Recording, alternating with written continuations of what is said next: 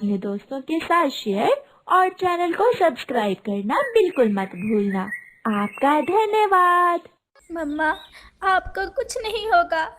आप पहले भी तो कई बार बीमार हो जाती हैं और फिर आप ही तो कहा करती हैं कि दुख और सुख सब भगवान की तरफ से होते हैं।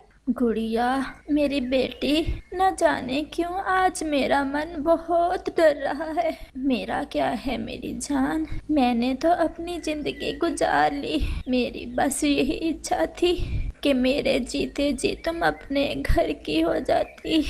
मम्मा, आप प्लीज ऐसी बातें ना करें। अच्छा, मैं अभी आपके लिए दवा लेकर आती हूँ, फिर देखना दवा खाते ही आप ठीक हो जाएंगी।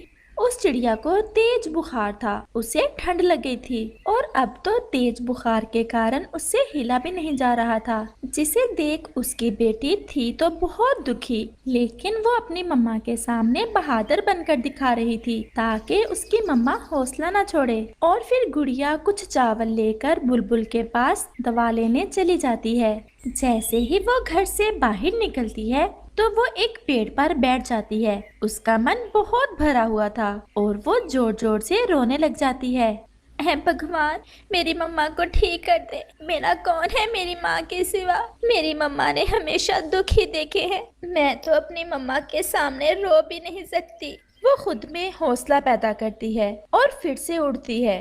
वो अपनी मम्मा के साथ उस बुलबुल के पास पहले भी दवा लेने गई थी, इसलिए उसे रास्ते का अच्छे से पता था। कालू जी, वो देखो तो जरा, रानू चिड़िया की बेटी कुछ लेकर जा रही है। चलो तो जरा देखें क्या है उसके पास। भूख तो मुझे भी बहुत लगी हुई है। कितना ही अच्छा हो कि कुछ खाने को मिल जाए। और फिर वो दोनों गुड़िया का पीछा करते हैं और उसे रोक लेते हैं। अरे गुड़िया, ये क्या है तुम्हारे पास और कहाँ भागे जा रही हो। गौरी आंटी, ये चावल है। मेरी मम्मा को तेज बुखार है, दवा लेने जा रही हूँ मैं बुलबुल आंटी के पास। गुड़िया, तुम क्यों रो रही हो? चुप कर जाओ, हम है ना अभी। अच्छा, तुम ऐसा करो, दो ये चावल, तुम्हारी मम्मा के लिए दवा हम लेकर आते हैं और तुम अपनी मम्मा के पास जाओ। ऐसे बुखार में उसे अकेले छोड़ना ठीक नहीं। अंकल, ये तो आपका एहसान होगा मुझ पर। मैं भी मम्मा को ऐसे छोड़कर आना नहीं चाहती थी, लेकिन दवा लाने के लिए कोई दूसरा था भी तो नहीं। जाओ जाओ, जल्दी जाओ, तुम्हारी मम्मा अकेली है। आजकल का बुखार बहुत जालिम होता है। अभी कल ही बुलबुल की बहन मर गई है बुखार से। गौरी की ये बात सुनकर गुड़िया तो जल्दी से घर वापस उठ जाती है। जैसे ही गुड़िया घर वापस जाती है, कौवा और कव्वी जोर से हंसते हैं। ये तो कुछ ज्यादा ही बुद्धू है। हम कोई नौकर हैं इसके जो दवा लाते फिरेंगे इस चिड़िया के लिए। चल भी कालू, पार्टी शुरू करें। गोरी, चावल ज्यादा हैं। हम ऐसा करते हैं, चावल लेकर पहाड़ों पर जाते हैं और वहाँ कोई देखने वाला भी नहीं होगा। हम वहीं बैठकर आराम से पार्टी करेंगे। बात तो तुम्हारी ठीक है। और फिर वो दोनों वो चावल लेकर पहाड़ों की दिशा में चले जाते हैं। गुड़िया, मेरी बच्ची, ले आई हो दवा। मम्मा, मुझे कालू अंकल और गौरी आंटी मिल गए थे रास्ते में। उन्होंने मुझसे चावल ले लिए और मुझे घर वापस भेज दिया। वो कह रहे थे कि वो दवा ले आते हैं। कौन? गौरी और कालू? नहीं मेरी बच्ची, वो तो कभी भी दवा लेकर नहीं आएंगे और वो चावल भी खा लेंगे। नहीं मम्मा, वो ऐसा क्यों करेंगे? मैंने उन्हें बताया था कि मेरी मम्मा को तेज बुखार है। तुम भी बहुत भोली हो गुड़िया।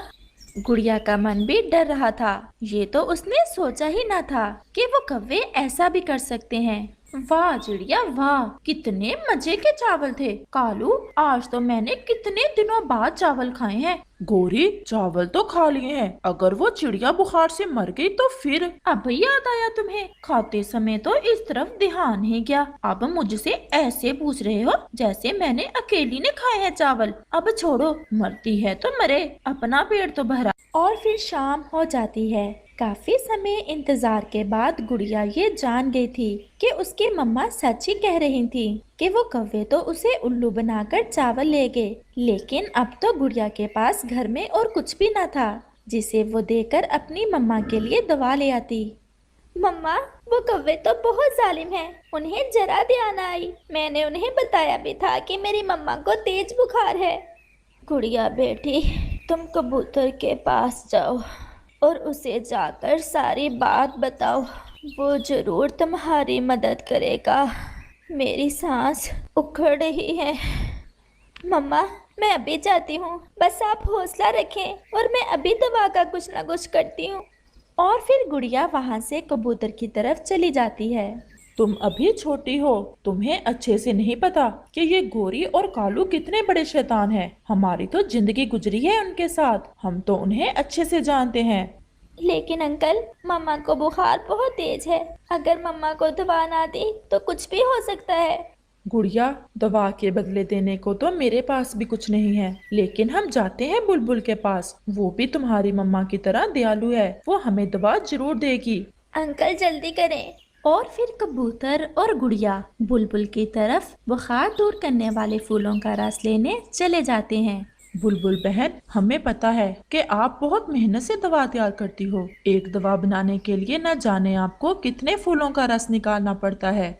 ऐसा ही है कबूतर भैया, सारा दिन इसी काम में गुजर जाता है। बुलबुल बहन, गुड़िया अपनी मम्मा के लिए दवा लेने आ रही थी। इसके पास चावल थे, लेकिन वो काले कौवे मिल गए इसे रास्ते में और उन्होंने इस मासूम से वो चावल हथिया लिए।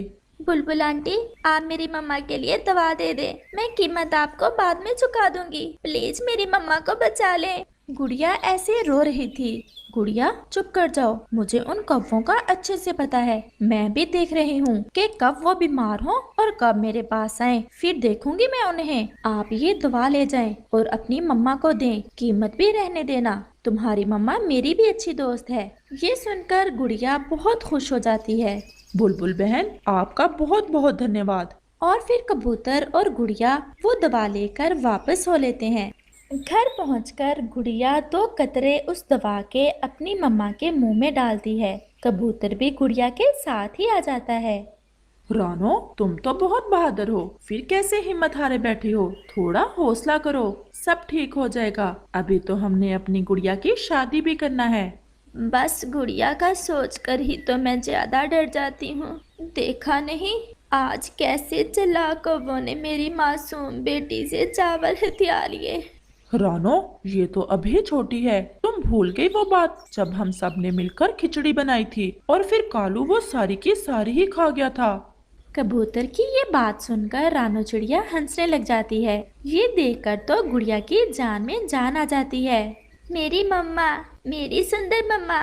मम्मा, आप ऐसे ही हंसते रहा करें। पता है मम्मा, मैं भी बहुत डर गई थी, लेकिन मैं आपके सामने रो नहीं रही थी। अब मैं चलता हूँ, रात होने ही वाली है। अंकल प्लीज, आज आप हमारे घर में ही रह ले। कबूतर भैया, गुड़िया ठीक ही कह रही है। आज आप इधर ही रुक जाएं। मैं भी अब बेहतर महसूस कर रही हूँ। अच्छा अच्छा, ठीक है, आज मैं अपनी गुड़िया के पास ही सो जाता हूँ। और फिर रात हो जाती है। गुड़िया, मैं तुम्हें तुम्हारे मम्मा के बचपन की कहानी सुनाऊं? सुनाए सुनाए अंकल, बहुत मजा आएगा। अब कबूतर भैया, आप वही आम वाली बात सुनाओगे? हाँ, मैं वही बात गुड़िया को सुनाने जा रहा था। अंकल, क्या है वो आम वाली बात? गुड़िया, तुम्हारी मम्मा बहुत छोटी थी। मैं और तुम्हारी मम्मा भोजन के लिए पहली बार निकले थे कि रास्ते में आम का पेड़ आ गया। मुझे तो पता था कि आम कैसे खाते हैं, लेकिन तुम्हारी मम्मा ने आमों की गुठलियाँ खा ली और गुदा फेंक दिया। ये सुनकर तो गुड़िया की हंसी ही नहीं रुक रही थी। वो सब बहुत खुश थे। मेरी मम्मा, अब ठीक है ना आप? हाँ मेरी जान, मैं अब ठीक हूँ। वो ऐसे बातें कर ही रहे थे कि उन्हें कोई आवाज सुनाई देती है। हाय मेरा पेट, हाय मेरा पेट, मुझे बचा लो कालू, मेरा पेट फटता जा रहा है। हाय कालू, मैं मर जाऊंगी। चिड़िया, जरा सुनो तो, ये तो गोरी की आवाज है। उसके पेट को क्या हो गया? जरा चलो तो गुड़िया, देखें तो सही क्या हुआ गोरी के पेट को। रहने दे कबूतर भैया, रात हो गई है, छोड़ें, दफा करें गोरी को। आज तो हम जरूर देखेंगे कि हुआ क्या है गोरी को, क्यों इतना चला रही है। चल भी गुड़िया। और फिर कबूतर और गुड़िया गोरी के घर की तरफ जाते हैं। वहाँ तो सब पक्षी इकट्ठे थे। मैं मर गई, मेरा पेट गया, मेरा पेट, हाय मेरे पेट में बहुत दर्द है। कालू, तुम्हारा पेट तो ठीक है ना? देख लिया तुमने मजलूम से छीनकर चावल खाने की सजा। वो चावल अब गोरी के पेट से गुड़िया का बदला ले रहे हैं। लेकिन कालू तो खामोश था, क्योंकि पेट में दर्द तो कालू के भी था, परंतु वो चीख नहीं रहा था। हाय मैं मर गई। अगर मुझे पता होता तो सारे चावल ना खाती, आधे खा लेती। मैं मर गई। हाय मैं मर गई।